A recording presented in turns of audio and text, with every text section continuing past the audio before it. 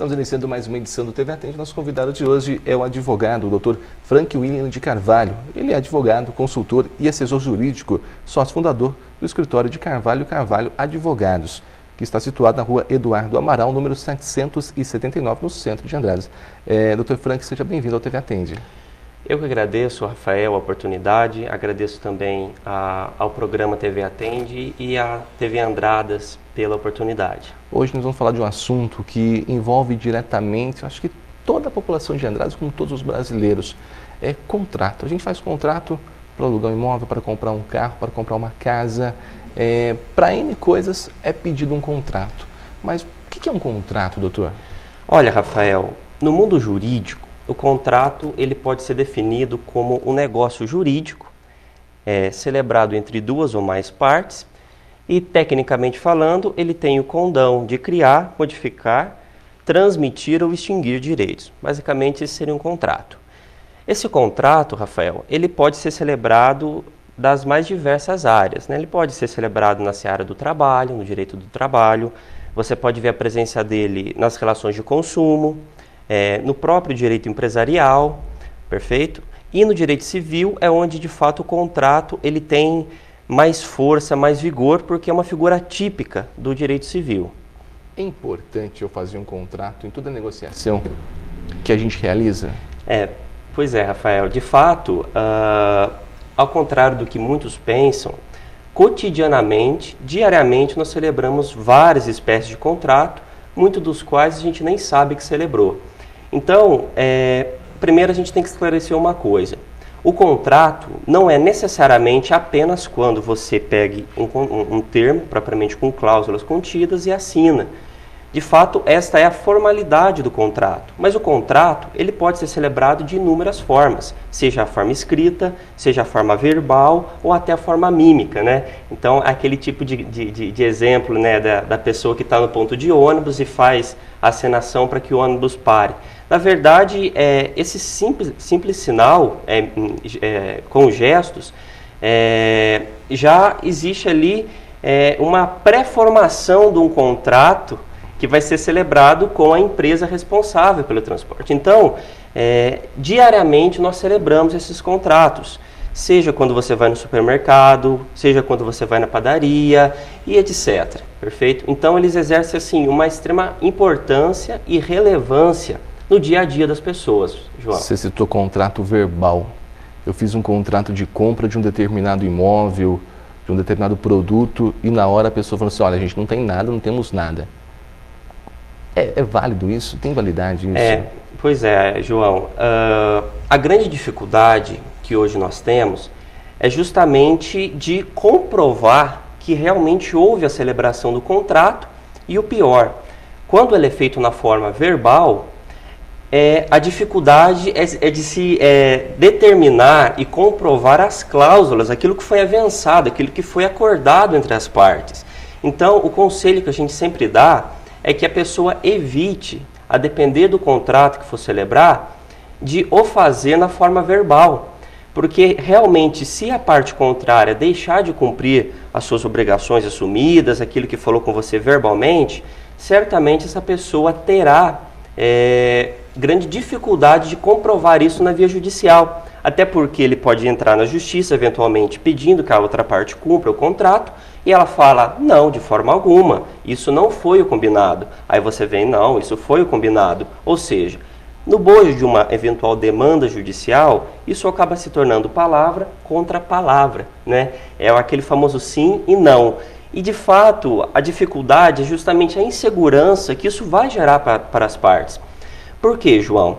Porque vai haver a necessidade de se produzir outros tipos de prova para que realmente se consiga, né, formar todo um conjunto de convencimento daquilo que foi acordado. Então, parte para a prova testemunhal, a confissão e tantas outras que a nossa lei processual estabelece. No contrato, o tradicional contrato de papel que as pessoas assinam, tem que ser registrado em cartório? Se não for registrado, não tem validade? Essa é uma dúvida que muitas pessoas têm. Pois é, João. A nossa lei, a nossa legislação, ela estabelece em alguns determinados contratos aquilo que a gente chama de formalidade. Ou seja, a lei, ela deixa livre para que as partes, de acordo com a sua vontade, estabeleçam e acordem aquilo que é melhor atender aos seus interesses. Agora, no contrato a respeito do registro propriamente, a nossa lei ela estabelece que determinados contratos sejam dotados com essa característica da formalidade. Então, um exemplo típico que a gente costuma utilizar é o contrato, por exemplo, de compra e venda de um imóvel, né? E a nossa lei ela estabelece que acima de 30 salários mínimos, que seja o valor da transação, seja feito por escritura pública, por um documento público, perfeito? De fato, se você não obedece essas formalidades, não quer dizer que o contrato não existiu. Quer dizer que ele, embora existindo, possa estar eivado de alguma ausência de formalidade e a depender do objetivo das partes com aquele contrato, infelizmente a parte pode ser prejudicada por não obedecer à formalidade que a lei estabelece. Existe diferença entre um contrato assinado só entre as partes, entre eu e você, e um contrato entre a gente e testemunhas? Pois é. Muito embora ainda paire algumas dúvidas a respeito desse tema, de fato existe sim diferença. Isso porque o nosso Código de Processo Civil, ele estabelece que se num contrato duas testemunhas assinarem comprovando a veracidade tanto da existência quanto do conteúdo do contrato, esse contrato passa então a se tornar aquilo que a gente chama de um título executivo extrajudicial. Qual que é a diferença, João? Simplificando, isso quer dizer que se eventualmente houver algum descumprimento de alguma cláusula desse contrato, a parte prejudicada poderá ingressar diretamente na fase executiva para que obrigue diretamente o devedor do contrato a cumprir a sua obrigação, o que possivelmente não ocorreria se esse contrato não estivesse assinado por duas testemunhas, porque aí ia ter que se obedecer a toda a fase de procedimento para depois que houver uma determinação judicial, iniciar a fase de execução. Então, se houver um descumprimento no contrato assinado por duas testemunhas, vai ser muito mais rápido o caminho a se percorrer pela parte que teve o descumprimento da obrigação da parte contrária a buscar os seus direitos na via judicial. E se as testemunhas forem parentes de um dos lados do contratante? Aquilo que a gente orienta, João, é que as partes procurem como testemunha pessoas não parentes. Isso porque a nossa lei, ela estabelece testemunhas que ou serão impedidas ou serão suspeitas, perfeito? Se você coloca um parente, um primo, um irmão, um tio, para figurar como testemunha nesse contrato, possivelmente essa suspeição poderá ser arguída pela parte contrária e falar assim, não, excelência, para a figura do juiz. Esse contrato, não se pode haver o reconhecimento dessa testemunha, porque era parente dele. Então, para evitar que essa situação ocorra, o conselho que a gente dá é sempre no sentido de evitar contratos assinados por parentes ou por pessoas que possuam algum vínculo de afinidade ou afetividade com a parte. No caso, uma parte pode cumprir-se o contrato e a outra não? Uma parte ser obrigada a cumprir e a outra não fazer a sua parte? Essa é uma dúvida muito grande, real e que de fato causa polêmicas, João. Isso porque a nossa lei ela estabelece uma figura técnica que é a chamada exceção do contrato não cumprido. O que quer dizer a exceção do contrato não cumprido? Significa que se suponhamos que eu e você celebramos um contrato de compra e venda de um carro, por exemplo. Se você não me entrega o carro, a depender do que foi acordado, eu não vou ter obrigação de também cumprir com você aquilo que eu assumi. Quer dizer, pode a parte que prejudicada ser obrigada, compelida a cumprir a parte do acordo, sendo que a outra parte não cumpre a sua. De fato, é um instituto debatido, mas tem se posicionado no sentido, João, de que não existe essa obrigação. Não existe essa obrigação, perfeito?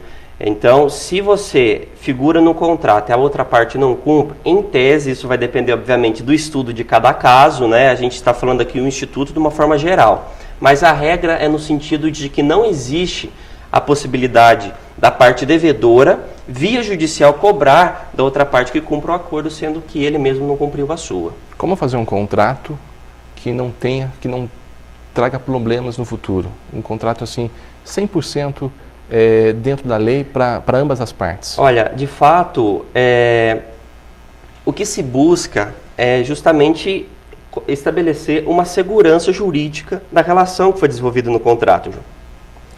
Agora, o conselho que nós sempre damos é no sentido de procurar formalizar e procurar, quem sabe, um especialista, uma pessoa que consiga olhar para a situação que está sendo acordada e, de fato, atentando-se aos pontos que pode haver ali dissídio, que pode haver eventual problema, e esclarecer. Agora, o conselho que a gente sempre dá, a depender da natureza do contrato que você vai celebrando, você vai celebrar, obviamente você não vai sair por aí fazendo contratos, né? Chega no supermercado e quer, vamos fazer um contrato com cláusulas, vamos celebrar um contrato com o transporte, com o ônibus. Não é bem por aí.